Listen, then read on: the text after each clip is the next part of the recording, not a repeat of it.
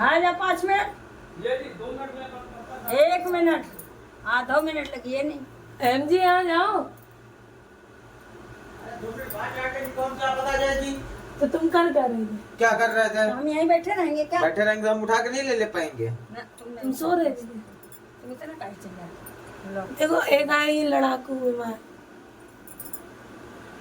देख, जल्दी जल्दी जल्दी नार नटो को जल्दी। जो तो खाए, नार को जो तो रौंदा है। आज मेरे लला की हर हर धोंदो। लेकिन ऐसा नहीं कि पुत्री की पूजा नहीं होती, पूजा पुत्री की भी होती है। पुत्री है तब भी करनी चाहिए। हाँ, संतान के लिए होती संतान की पूजा है। बहुत हम गोरे हैं, तुम लोग तो नजर लगाए रहते हैं कल्लू कल्लू कल्लू में। पूरे परिवार में स्मार्ट तो हम ही हैं। देखो फ्रेंड्स, ये गुस्सा आ रहे थे ना। नमस्कार दोस्तों, पिया मिश्रा के चैनल पर आप सभी का स्वागत है। तो दोस्तों, हम लोग हर षष्ठी की, हर छठ जिसको हम लोग बोलते हैं, उसकी पूजा करने जा रहे हैं। तो मम्मी पूरी तैयारी कर रही है, तो आप लोगों को दिखा देते हैं। ये देखो, हर छठ की पूजा में ये पेड़ लगाया है। महुआ होता है हाँ, और छिपुला होता है। अच्छा। और काश होता है। हाँ, ये हर सृष्टि की, हर छठ जिसको बोलते हैं, ये उनकी प्रतिमा है जिसमें गणेश जी, माता लक्ष्मी, दुर्गा माँ, शंकर पार्वती सभी लोग होते हैं। हाँ, शंकर पार्वती। ये पूजा सभी और ये करते ये चुकरिया क्या बोलते हैं? हैं। मिट्टी की चोकरी। हाँ, इसमें भरते हैं कुज्जी कुज्जी। बोलते हैं। कुज्जी ये 12 लाई थी मम्मी इस बार, और 6 ये पत्ते कर लिए, क्योंकि मेरा और मम्मी का 6 तो माता रानी का हो जाता है, हाँ, और 6 हम लोगों को करना रहता है। तो 6 मम्मी का, 6 मम्मी ने पत्ते के बना लिए। ये दुन्ने। दुन्ने वैसे पत्ते के भी बना सकते हैं, हाँ, बना सकते हैं। लेकिन मेरी सास मिट्टी के भी ले आती है। मेरी सास तो जब नहीं मिलते थे तो पत्ते की बनाती थी। ये भैंस के दूध में ये रखा, ये दही, ये चावल, कौन से चावल बोले जाते हैं? तिन्नी का चावल। सही बोलता है, कोई तिन्नी बोलता है। और ये महुआ भी दही में डाल के रख। ये सतनाज, सतनजा, अनाज। सतनाज। ये भी तैयार है, हम लोग पूजा करने जा रहे हैं। ये हमारी गौरा माँ को देखो, ये गौरा मैया, ये गणेश लक्ष्मी जी, ये तुलसी महारानी। ये हम लोगों ने दुर्गा माँ की फोटो पे ये लगा दी। सुंदर लग रहा है। हाँ, पूजा करके करेंगे। और देख लो मेरे भगवान जी में कान्हा जी, इनका हैप्पी बर्थडे आने वाला है, भोलेनाथ की। गणेश लक्ष्मी जी, वो गुरु जी कह रहे हैं सबके यहाँ 10-12 ठाकुर जी भर भर के भगवान तो होते ही है मंदिर में। सही कहा। तो होने नहीं चाहिए, लेकिन क्या करें, आ जाते जैसे कहीं। अब ये इतनी बड़ी ये फोटो है, ये गिफ्ट में मिली। ये भोलेनाथ सपरिवार ये गिफ्ट में मिले, है ना, ये गिफ्ट में मिले। देखो मम्मी ने पूजा शुरू कर दी।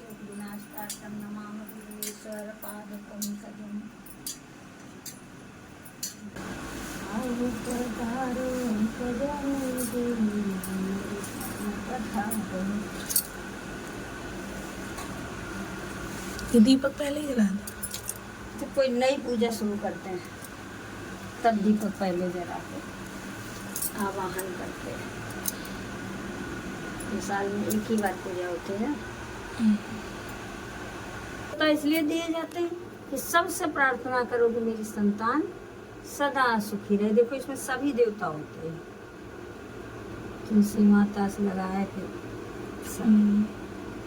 गंगा जी, गौ माता से मतलब सबकी पूजा कर दो, कोई हमारी संतान पे आँच ना आए। सब लोग आज देखा था राम को कैसी जिद कर रहा था। हाँ, खा लो मम्मी, खा लो।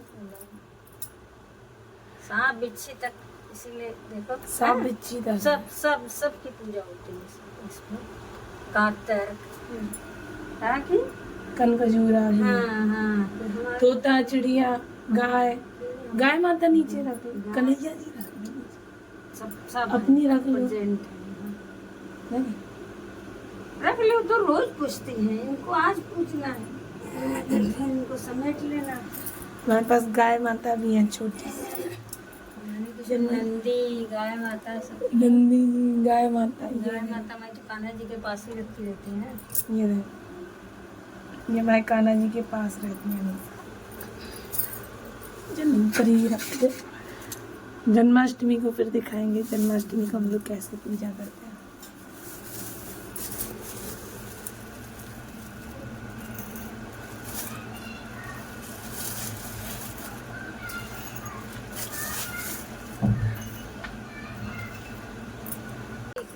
चम्मच रखे मिला हमने कहा ना खा पावत जो कोई तो अच्छा, ये हो दही- नहीं खा पावत।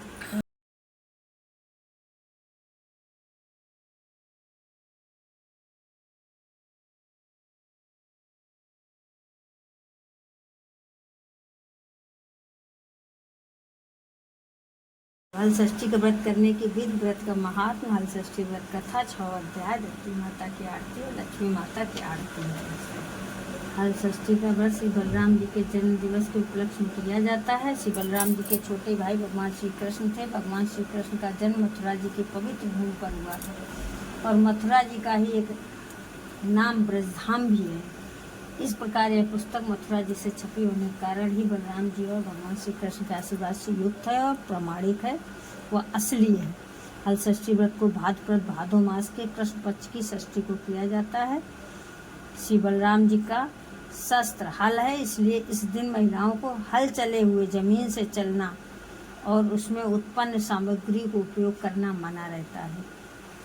भैंस का दूध, दही, घी, लाई, महुआ, कांची, पसार का चावल, फूल, दूब, रोली, चंदन, नारियल, सुहाग की सामग्री, बच्चों के खिलौने जैसे बाटी, भौरा, गिल्ली, फुग्गा आदि और 6 प्रकार की भाजी।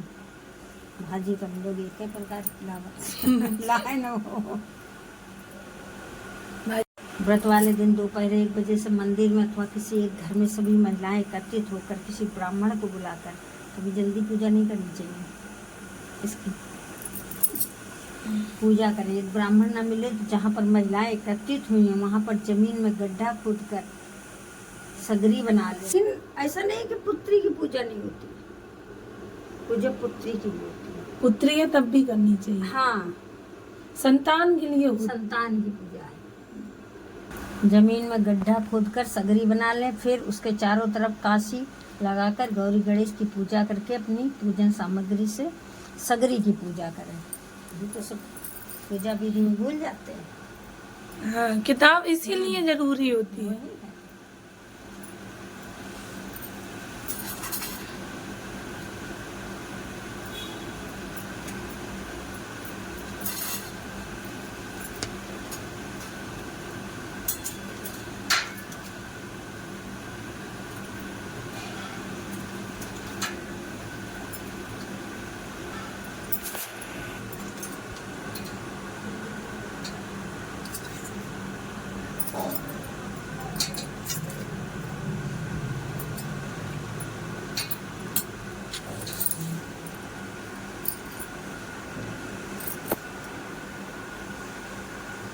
सगरी की पूजा। इसके बाद कोई एक महिला हल षष्ठी व्रत कथा पढ़कर सुनाए तथा शेष सभी महिलाएं शांति पूर्वक कथा सुने। हल षष्ठी व्रत कथा 6 अध्यायों में है। 6 अध्याय इसी पुस्तक में दिए गए हैं। कथा सुनने के बाद प्रसाद वितरण करें और ब्राह्मण को शक्ति के अनुसार दक्षिणा देकर विदा कर दें। इसके बाद घर के बड़े बुजुर्गों को अभिवादन करें, उनका आशीर्वाद लेना चाहिए। छोटे बच्चों को प्यार दुलार करना चाहिए और पूजन के लिए मंगाए गए खिलौने बच्चों में बांट देना चाहिए। इस दिन मन में किसी के प्रति छल कपट की भावना नहीं रखनी चाहिए। इसके बाद पसहर चावल और 6 प्रकार की भाजी को पकाकर व्रत का पारण करना चाहिए। पारण करने से पहले कुत्ता, बिल्ली, कौआ, भैंस, ब्राह्मण, बालक इन 6 के लिए हिस्सा भी निकालना चाहिए। सूर्यास्त के पहले व्रत का पारण करके घर की पूर्ण रूप से साफ सफाई कर लेनी चाहिए। सूर्यास्त के बाद वो नहीं खाना। हल षष्ठी के व्रत को कहीं कहीं कमर छठ का व्रत अथवा छठ महारानी का व्रत भी कहा जाता है, इसलिए पाठ को किसी भ्रम में नहीं पढ़ना चाहिए। हल षष्ठी के व्रत करने से अति उत्तम फल मिलता है। इस व्रत को करने से उत्तम संतान की प्राप्ति होती है और संतान स्वस्थ व संपन्न रहती है। इसके अतिरिक्त सभी प्रकार के रोग शोक दूर होते हैं और सुख संपत्ति की प्राप्ति होती है। किसान भाइयों को धरती माता का आशीर्वाद प्राप्त होता है। वास्तव में हल षष्ठी देवी परम दयालु हैं और अपने भक्तों की सभी कामनाएं पूरी करने वाली हैं। जय हो। जय हो माता। पहला अध्याय। तो एक राजा अपने परिवार सहित रहता था। वह प्रजा के सुख दुख का बहुत ध्यान रखता था। उसके राज्य में सभी सुखी थे। राजा अपने राज्य के हर गांव में तालाब कुआं बनवाता रहता था, लेकिन सभी तालाब कुआं सदैव सूखे ही बने रहते थे। इस वजह से राजा हमेशा चिंतित रहता था कि ऐसा कोई तो उपाय होगा कि जिसके करने से पानी की समस्या का निदान हो जाएगा। एक दिन राजा अपने दरबार में पानी के विषय में मंत्री एवं सलाहकारों से चर्चा कर रहा था कि अचानक एक आकाशवाणी होती है, हे राजा, तुम अपने इकलौते पुत्र की बलि दोगे तभी तुम्हारी इस समस्या का हल होगा, वरना तुम ऐसे ही पानी के लिए चिंतित रहोगे। इस आकाशवाणी को सुनकर दरबार में बैठे सभी लोगों को आश्चर्य होता है और सभी लोग दुखी हो जाते हैं। सभी सोचते हैं कि यदि राजकुमार की बलि दे दी जाएगी तो राजा का वंश ही खत्म हो जाएगा। रात में राजा विचार करता है कि यदि मैं अपने बेटे पोते जो अभी तो माँ का है कि बलि दे दूँ तो कैसा रहेगा।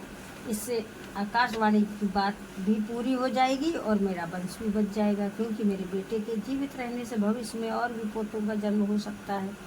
फिर तो राजा अपने मन में यही निश्चय करके सो जाता है। अगले दिन हल षष्ठी का व्रत होता है। राजा के बेटे की बहू हल षष्ठी का व्रत रखती है। इधर राजा सोचता है कि मैं बहू से उसके पुत्र को बलि के लिए कैसे मांगूं। कोई माँ अपने पुत्र को बलि के लिए कैसे दे सकती है, वो भी आज के दिन जबकि माताएं अपने पुत्र के सुख सौभाग्य की कामना के लिए व्रत कर रही हैं। राजा मन में विचार करता है कि क्यों ना मैं बहू को किसी बहाने से उसके मायके भेज दूं और पोते को छोड़ जाने को कह दूं। जब बहू चली जाएगी तब मेरा काम बन जाएगा, बाद में बहू को कोई बहाना बना दूंगा।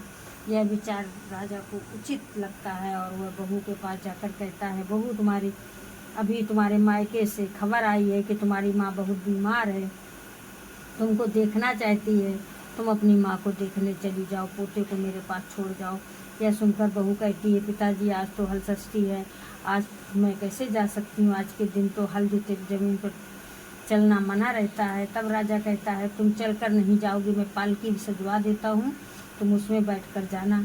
बहू के जाते ही राजा अपने पोते को सागर के पास ले जाकर बलि चढ़ा देता है। उसके बाद उसे आत्मग्लान होती है कि वह अपनी बहू से क्या कहेगा। उधर बहू जब अपने मायके पहुंचती है तो सभी महिलाएं हल षष्ठी पूजा करने आश्चर्य भी होता है कि ससुर जी ने ऐसा क्यों कहा।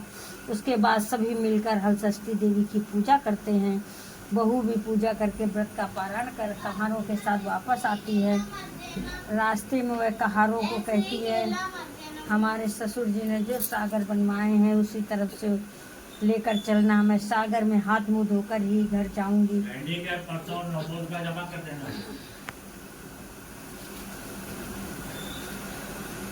धोकर ही घर जाऊंगी। कहारों को असमंजस होता है, लेकिन बहू की जिद के कारण उधर ले जाते हैं, लेकिन उन्हें सागर में पानी भरा हुआ देखकर आश्चर्य होता है। वास्तव में आकाशवाणी के अनुसार राजा के बलि देने से ये चमत्कार हुआ था। बहू सागर में उतरकर प्रणाम करती है और हाथ मुंह धोकर आंचल फैलाती है। आंचल में उसका बच्चा खेलते हुए आ जाता है। बहू को बहुत आश्चर्य होता है कि बच्चा यहाँ कैसे आ गया। फिर दोनों घर पहुँचते हैं। यह सब हल षष्ठी माँ की कृपा से ही हुआ था। राजा अपनी बहू से माफ़ी मांगता है, लेकिन साथ में बच्चे को देखकर बहुत खुश होता है। राजा बहू को आशीर्वाद देते हुए कहता है कि यह तुम्हारे ही पूर्ण प्रताप का नतीजा है। राजा कहता है कि जिस तरह बहू के आत्मविश्वास और श्रद्धा के कारण हमारे घर में खुशी आई है, वैसे ही हमारे राज्य में सभी प्रजाजनों के घरों में खुशी रहे। राजा ने अपने राज्य में घोषणा करवाई कि अगले साल से हमारे राज्य में सामूहिक रूप से हल षष्ठी की पूजा होगी। जिस प्रकार हल षष्ठी माता की कृपा से राजा के घर में खुशियाँ आई हैं, उसी प्रकार से आप सभी भक्त लोगों के घर में भी सदैव खुशियाँ बनी रहें। जय जय। कथा नंबर 2, अध्याय नंबर 2। रामपुर में एक किसान परिवार रहता था। किसान के लड़के के विवाह हो चुका था। उसकी एक लड़की थी जो विवाह के योग हो चुकी थी। बहू लक्ष्मी और ननद रमा दोनों सहेली जैसी थी। रमा की माँ भी अपनी बहू को बहुत प्यार करती थी। एक दिन रमा और लक्ष्मी दोनों खेत जाने की सोचती हैं। माँ से आज्ञा लेकर साथ में कुदाली टुकनी लेकर खेत जाती हैं। लक्ष्मी अपनी ननद से कहती है, तुम यहाँ पर बैठना, तब तक मैं खेत में कांटा, लकड़ी, घास इत्यादि पड़ा है उसे बीन लेती हूँ। ऐसा कहकर लक्ष्मी काम में लग जाती है। इधर रमा जहाँ बैठी थी वहीं पर नाग का भिगोरा था। रमा बैठे बैठे वहाँ की मिट्टी को लकड़ी से खोदने लग जाती है और अनजाने में नाग के 5-6 अंडों को भी फोड़ देती है। इससे नागिन को बहुत ही गुस्सा आता है और वह रमा को काटने के लिए आती है। रमा चिल्लाते हुए दौड़ती है। इतने में रमा के पीछे नागिन के आती है देख लक्ष्मी रमा को अपने पीछे करके नागिन से हाथ जोड़कर प्रार्थना करती है और कहती है, हे माँ, आप मेरी ननद की भूल को क्षमा कीजिए, बदले में आप जैसा भी कहेंगे मैं करूँगी। नागिन लक्ष्मी से कहती है, तेरी ननद मेरे पूरे वंश अंडे का नाश कर दिया है, क्या तू इसकी पूर्ति कर सकती है? लक्ष्मी सोचती है कि मेरे तो एक ही ननद है, यदि इसको कुछ हो गया तो मेरी सास का क्या होगा। फिलहाल अभी इस परिस्थिति को टालना होगा। ऐसा सोचकर नागिन से कहती है, हे माँ, मैं आपके नुकसान की पूर्ति तो नहीं कर सकती हूँ, लेकिन यह वचन देती हूँ कि इसके बदले में आप जैसा कहेंगे वैसा ही करूँ। एक सुंदर बालक को जन्म देती है। परिवार में खुशियाँ मनाई जाती है। सोच में पड़ जाती है और अपना वचन याद आते ही वह अपना बच्चा नागिन को दे देती है।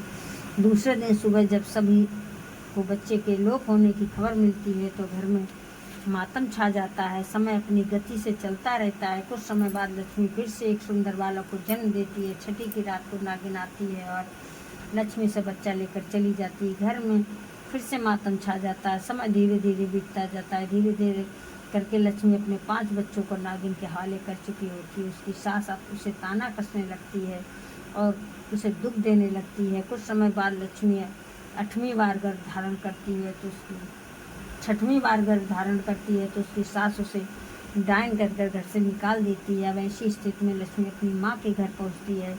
अपनी बेटी को ऐसी दयनीय स्थिति में देखकर माँ का दिल बहुत दुखी होता है और वह अपनी बेटी से पूछती है, तेरी ऐसी हालत कैसे हो गई? लक्ष्मी रोते सुबकते हुए अपनी पूरी कहानी अपनी माँ को बता देती। उसकी माँ सब सुनने के बाद उसे सांत्वना देती है, कहती चिंता मत कर, सुखपूर्वक यहाँ रहे, धीरे धीरे सब ठीक हो जाएगा। समय आने पर लक्ष्मी एक सुंदर बेटे को जन्म देती है। छठी के दिन उसकी माँ घर के पिछवाड़े में गड्ढे खोदकर 6 मटकी गाड़ देती है और उनमें क्रमशः लाई, जवा, चना, बहरा, महुआ, दूध, खीर भर कर रख देती है। रात में नागिन आती है और तो सभी चीज़ों को खाते खाते जब वो महुआ खाती है तो उसे बहुत प्रिय लगता है। उसके बाद वह खीर खाती है। इस प्रकार जब वह पूर्ण रूप से संतुष्ट हो जाती है तब वह लक्ष्मी के पास आती है और कहती है, हे बेटी, तुम अपने धर्म और वचन की पक्की हो, मैं तुमसे बहुत प्रसन्न हूँ, तुम वरदान मांगो, जो मांगोगी मिलेगा। लक्ष्मी कहती, हे माँ, यदि तुम सचमुच प्रसन्न हो और मुझे कुछ देना ही चाहती हो तो आप मेरी सभी संतानों को मुझे वापस दे दीजिए। नागिन तथास्तु कहकर अंतर्ध्यान हो जाती है। जब लक्ष्मी का ध्यान भंग होता है तो अपने सामने अपने सभी बच्चों को देखकर बहुत खुश होती है। कुछ दिन बाद वह अपने बच्चों सहित अपने ससुराल आती है। बहू को बच्चों सहित देखकर सास को बहुत आश्चर्य होता है। लक्ष्मी अपनी सास को पूरी कहानी बताती है तो सास उससे माफ़ी मांगती है। घर में फिर से खुशियाँ मनाई जाती हैं। इस प्रकार लक्ष्मी के घर में पूर्ण रूप से सुख शांति स्थापित हो जाती है। अध्याय 3। कोटा नगरी में 2 भाई रहते थे। बड़े भाई का नाम था काशीराम और छोटे का नाम बंशीराम। बड़े की पत्नी का नाम काली और छोटे की पत्नी का नाम लाली था। काली के कोई संतान नहीं थी। लाली के 2 बच्चे ठुंगड़िया और मुंगड़िया थे। लाली की सास अपने पोतों को बहुत प्यार करती थी। लाली प्रतिदिन घर का सारा काम निपटाकर शहर में दूध दही बेचने जाती थी और शाम तक वापस आती थी। शहर में लाली जिस घर में दूध दही देती थी वे लोग कहते थे, कल हमारे यहाँ कमर छठ की पूजा है, इसलिए तुम भैंस का दूध दही लेकर आना, हम उसी से पूजा करेंगे। अगले दिन लाली जल्दी उठकर अपने बच्चों को नहला धुलाकर तैयार करती है और बच्चों को समझाती है कि अपनी काकी को तंग मत करना। फिर एक मटकी में गाय का दूध, दूसरी में भैंस का दूध, तीसरी में गाय का दही और चौथी में भैंस का दही रखती है। फिर वह चारों मटकियों पर निशान बनाकर उन्हें एक बड़ी टोकनी में रखती है। फिर वह शहर जाकर रोज की तरह दूध दही देती है। जो लोग कमर छठ की पूजा के लिए भैंस का दूध दही मांगते हैं उन्हें भी गलती से गाय का दूध दही दे देती है। उधर घर में काली खाना बनाने के लिए चूल्हा जलाती है और वह ईर्ष्यावश अपनी देवरानी के दोनों बच्चों को मारकर चूल्हे में लकड़ी की जगह जला देती है। खाना बनने के बाद वह अपनी रसोई को अच्छी तरह साफ करके राख को समेट कर घर से बाहर फेंक देती है। उधर कुछ देर में लाली को याद आती है कि भैंस के दूध और भैंस के दही वाली मटकी ज्यों की त्यों भरी है। फिर वह सबके घर दौड़ी दौड़ी जाती है। वहाँ सभी महिलाएं एक ही घर में एकत्रित होकर पूजा की तैयारी कर रही होती हैं। लाली हाथ जोड़कर कहती है, मेरे से गलती हो गई है, मैंने आपको भैंस के दूध दही की जगह गाय का दूध दही दे दिया है। अभी आप लोगों ने पूजा शुरू नहीं की है, इसलिए उसे अलग कर दीजिए और भैंस के दूध दही से पूजा कीजिए। लाली भी वहीं बैठकर पूजा करती है और अपनी गलती के लिए क्षमा मांगती है। इधर काली को आत्मग्लानि होती है और वह अपने मायके चली जाती है। जब लाली शहर से वापस आती है तो अपने बच्चों को आवाज़ लगाते हुए बुलाती है। कमर छठ की पूजा के प्रताप से उसके दोनों बच्चे जीवित हो जाते हैं और दौड़ते हुए आते हैं। बच्चे अपनी माँ को पूरी कहानी बताते हैं। अपने बच्चों को देखकर लाली बहुत खुश होती है और अपनी जेठानी को बुलाने जाती है। वह अपनी जेठानी को समझाते हुए कहती है, दीदी जो हो गया उसे भूल जाओ। आज हम दोनों एक प्रण करते हैं कि हम भी अगले साल से कमर छठ की पूजा किया करेंगे। इस प्रकार देवरानी और जेठानी दोनों को सुख शांति प्राप्त होती है। रामगढ़ में एक ब्राह्मण परिवार रहता था। ब्राह्मण का नाम रामलाल था। वह बहुत ही सरल स्वभाव का था, लेकिन उसकी ब्रह्माणी ललता बहुत ही क्रूर स्वभाव की थी। अभी तक उनके कोई संतान नहीं थी। उनके बच्चे पैदा होते ही मर जाते थे।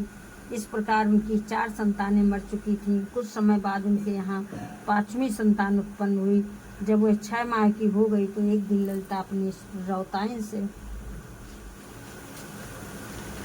रौताइन को बच्चा सौंपकर नदी पर नहाने चली जाती है। रौताइन बच्चे की खिलाते खिलाते सोचती है कि मेरे घर में नमक नहीं, इसलिए वह थोड़ा सा नमक ललता के घर में से निकाल कर ले जाती है। बच्चा ये देखकर हंसने लगता है। तब रौताइन पूछती है, तुम क्यों हंस रहे हो?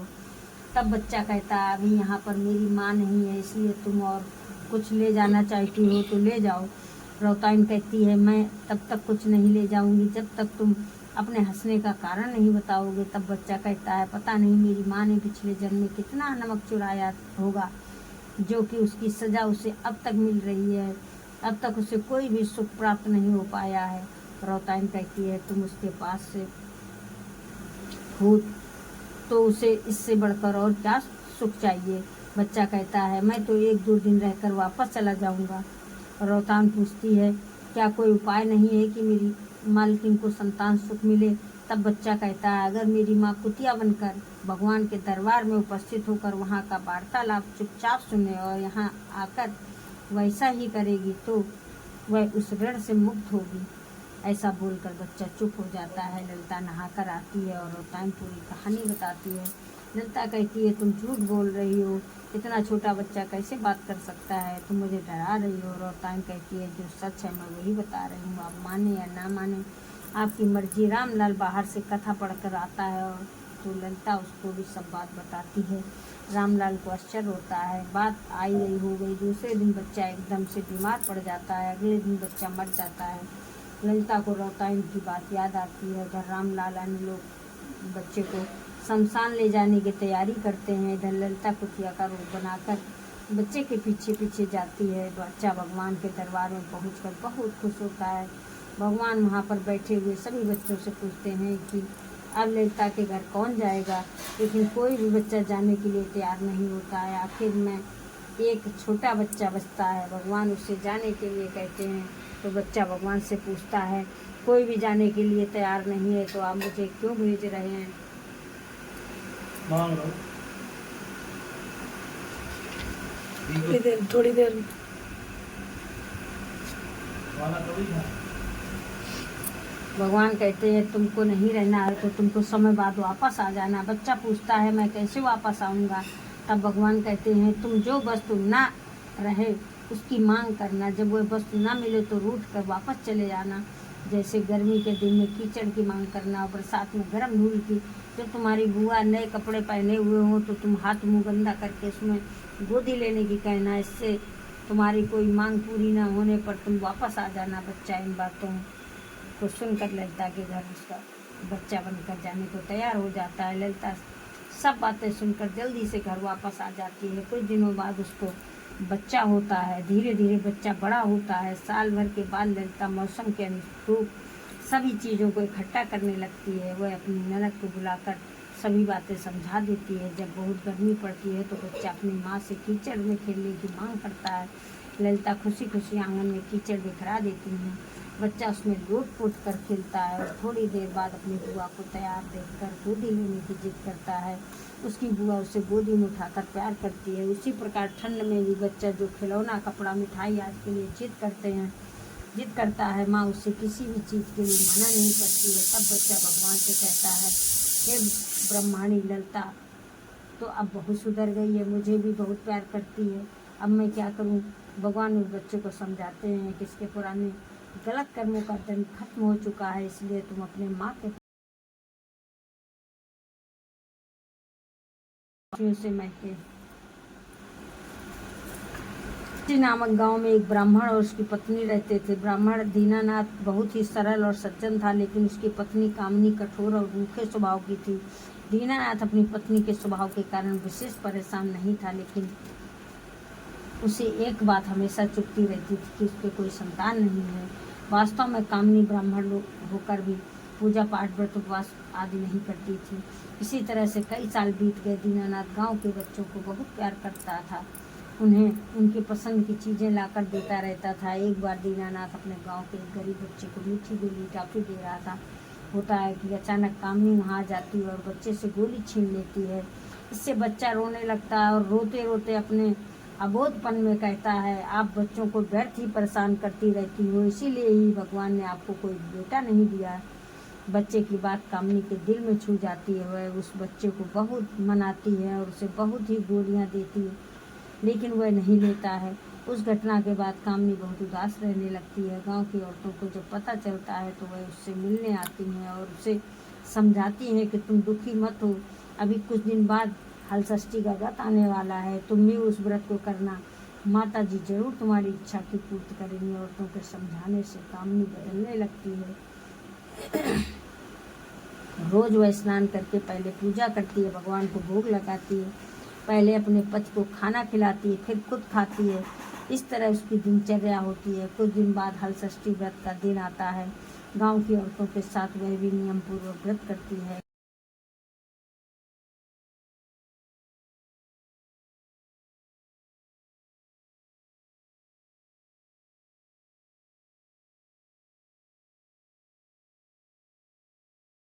गाँव था, उसमें कंचन नाम की रौताएं रहती थी। वह दूध दही बेचकर अपने परिवार का भरण पोषण करती थी। वह दूध दही बेचने के लिए शहर को जाती थी। रास्ते में एक छोटा सा जंगल पड़ता था। आते जाते समय कंचन एक पेड़ के नीचे बैठकर थोड़ा आराम करती थी।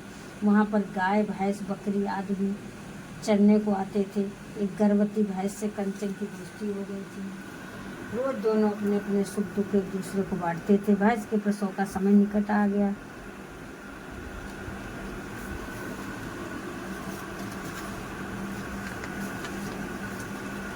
निकट आ रहा था। भैंस सोचती थी कि ऐसे समय में कंचन तो साथ देगी ही।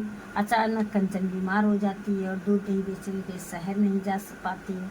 तब उसकी देवरानी दूध दही बेचने शहर जाने लगती है, लेकिन उसे कंचन और भैंस की मित्रता के विषय में नहीं पता था। धीरे धीरे समय बीतता जाता था और भैंस के प्रसव का समय आता है।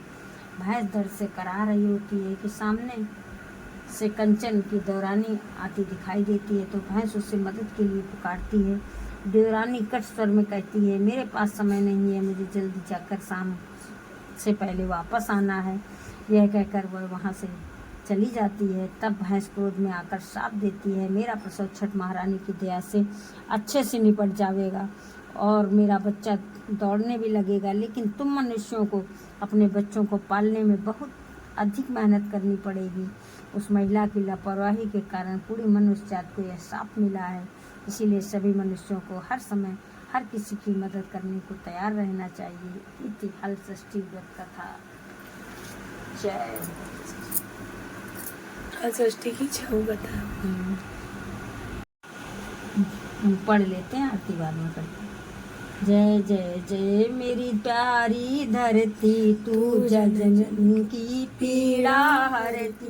तेरी मिट्टी चखे कन्हैया, गोदी खेले हलधर भैया। सदा सुहागिन हरी भरी तू, जीव जंत की ममता मई तू। अंजल तू ही सबको देती, जय जय जय मेरी प्यारी धरती।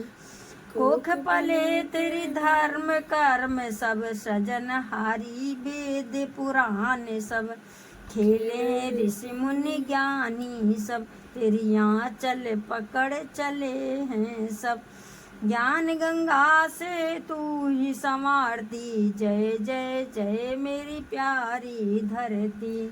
हिंदू सिख और जैन ईसाई, रहते मिलजुल कर सब भाई। सद्भाव का ही पाठ पढ़ाती, ऊंच नीच को दूर भगाती। तेरी मिठास आम्र फल लगती, जय जय जय मेरी प्यारी धरती।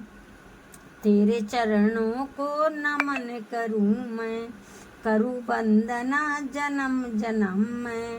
आंचल खेले ज्ञानी ध्यानी, वीर धीर सूर माँ सेनानी। संभाव हृदय में सबके भरती, जय जय जय मेरी प्यारी धरती। जय माता की जय। ब्रह्माणी रुद्राणी तुम कमला, स्वामी तुम ही जग की माता। सूर्य चंद्रमा ध्यावत नारद ऋषि गाता। ओम जय लक्ष्मी माता, दुर्गा रूप निरंजनी, सुख संपत्ति दाता। जो कोई तुमको ध्याता, रिद्धि सिद्धि दाता। ओम जय लक्ष्मी माता, तुम पाताल निवासिनी, तुम ही सुखदाता। ब्रह्म प्रभाव प्रकाशिन, भव निधि की त्राता। ओम जय लक्ष्मी माता। जिस घर में तुम रहती, सब सतगुण आता मैया, सब सद्गुण आता। सब संभव हो जाता, मन नहीं घबराता। ओम जय लक्ष्मी माता। तुम्हें बिन यज्ञ न होवे, वस्त्र न कोई पाता मैया, वस्त्र न कोई पाता। खान पान का वैभव सब तुम से आता। ओम जय लक्ष्मी माता। शुभ गुण मंदिर सुंदर, चीरो तति जाता। रत्न चतुर्दश तुम बिन कोई नहीं पाता। ओम जय लक्ष्मी माता। श्री लक्ष्मी जी की आर जो कोई नर गाता, मैया प्रेम सहित गाता। कहत शिवानंद स्वामी, कहत हरि हरि स्वामी, सुख संपत्ति पाता। ओम जय लक्ष्मी माता, ओम जय लक्ष्मी माता।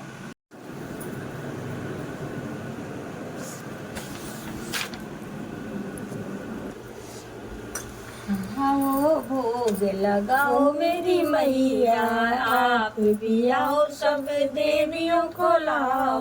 मिलकर भोग लगाओ मेरी मैया, आओ भोग लगाओ मेरी मैया।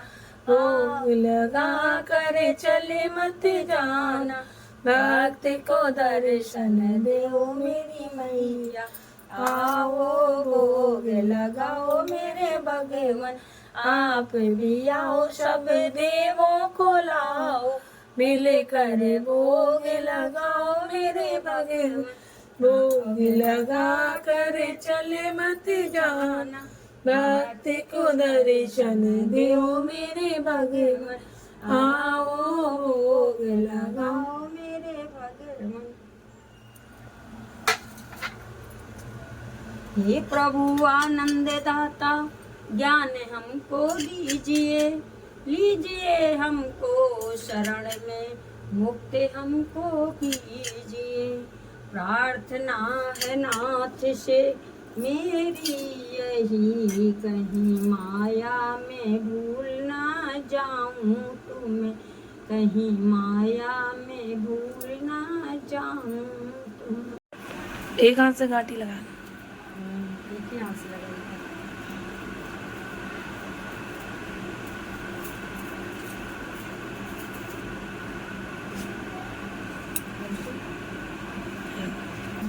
राम को ला लेना। एमजी का राम को भी बुला लो।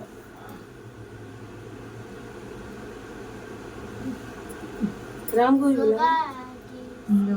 आज लला की दो दो दो। जरा जरा चखो, चाटना पड़ता है। पड़ेगा ना, नहीं मुँह करो, सही है कुछ गैर थोड़ी ना। जय हो माता रानी है। अच्छा राम को बुला लो। राम को बुला के लाओ। इसमें दही में कोई लो। चेंजेस चलो ले जाओ। हाँ चेंजेस राम को बुला के लाओ। राम को बुला के लाओ। जल्दी लाओ। उनका लाओ। हाँ आज लला की दो दो दो दो। हाँ गोदी में। थोड़े से और पॉपकॉर्न। हाँ भी सारे पॉपकॉर्न तुम ही खाओगे, कोई नहीं होता। और कोई नहीं खाता है। तुम और राम सब खा जाओगी। ये लो आज आज आज जी होता है तो आज तो मम्मी हमें मिस कर रही है। हैं? अरे हमें पता ही नहीं तुम ब्लॉग बना रहे हो। आज लला की दो दो दो दो। ब्लॉग भी ना पूजा को वीडियो बना। अच्छा आज लला की धौंध धौंध हर को जो तो ना खाए, हर को जो तो ना खाए, हर को जो तो ना खाए। जल्दी जल्दी जल्दी नार बताओ को जल्दी। जो तो खाए, नार को जो तो रौंदा है। आज मेरे लला के हर हर धोंदो। धौंध ये जल्दी जल्दी जल्दी खा ले। थोड़ा थोड़ा खा ले, थोड़ा थोड़ा। ये तब भी खा लेता है। हाँ? कैंडी तो जीतती भी नहीं है। उसने पता नहीं कैसे खा लो जल्दी, ब्लॉग बनना है आपका। जल्दी जल्दी ये भी रख ले मुंह में, फिर खाते रहना। नहीं खाओगे? बस सबके दोनों के हल्के हल्के चटाए दो बस। अरे ये खा लो। ये मीठा होता है। खा ये ले, मीठा वाला मीठा दे। खा ले। मीठा दे दो। हाँ ये वाह, जल्दी वो खा लेता है। तब तो के चावलों खप गए, वो कहाँ समझते तुम। चलो भागो कटो। आओ छोटू तुम। हाँ छोटे। कहाँ रख दी? हेलो गाइस, आज हम मम्मी के साथ बना रहे हैं हर कुछ जो तो न खाए, हर कुछ जो तो न खाए। आना लाई धोना ना दो। पहली बार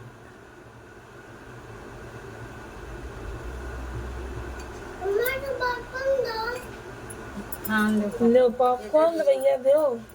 लो इनाम ले जाओ। चाटो या चाटो। पहले ये चाटा तो राम और गा मैं यहाँ कितनी ला ली। तुम खाना खाए थे?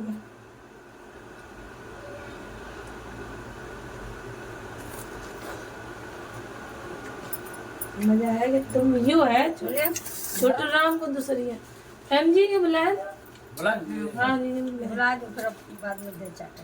बुला बुला दे।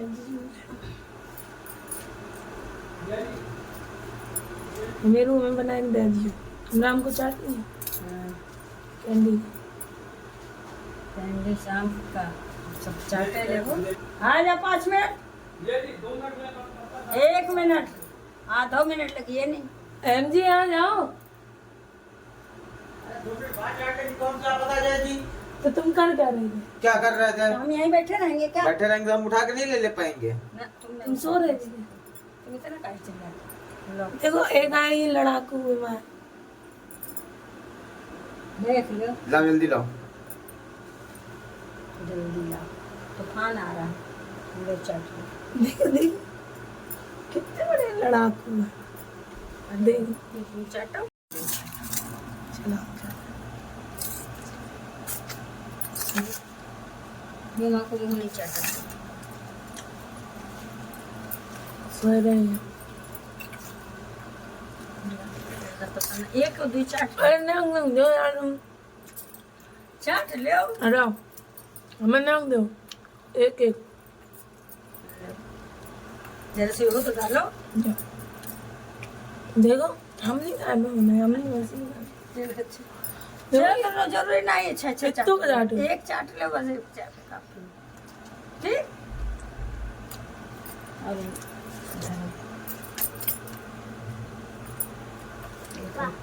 एक ये रखा रहन दो। अब उठ रहे हो? हाँ, बस जाओ। चिंता कर ले बेटी।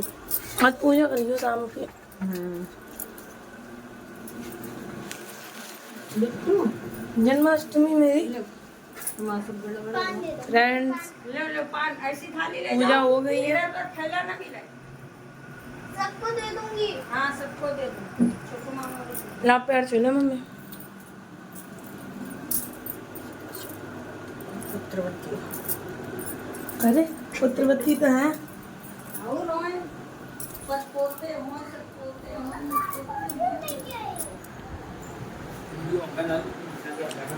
गली में पूरे परिवार में स्मार्ट तो हम ही हैं। देखो फ्रेंड्स, ये गुस्सा रहे थे ना, गुस्साने का रीजन ये था। ये सो रहे थे तो सोते से इनको उठाया गया। तो ये देख लो, आज हल्का जुता हुआ कुछ नहीं खाया जाता, तो हम लोगों ने बनाया है केले की सब्जी। दिखाते अच्छे से, केले की सब्जी ये घी में फ्राई करें।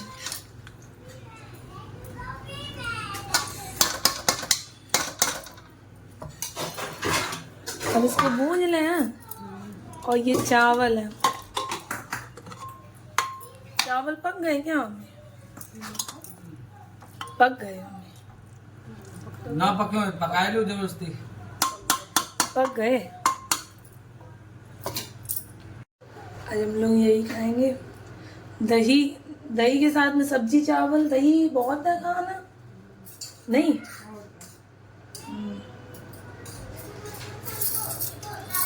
आशा करती हूँ आपको पूरा वीडियो अच्छा लगा होगा।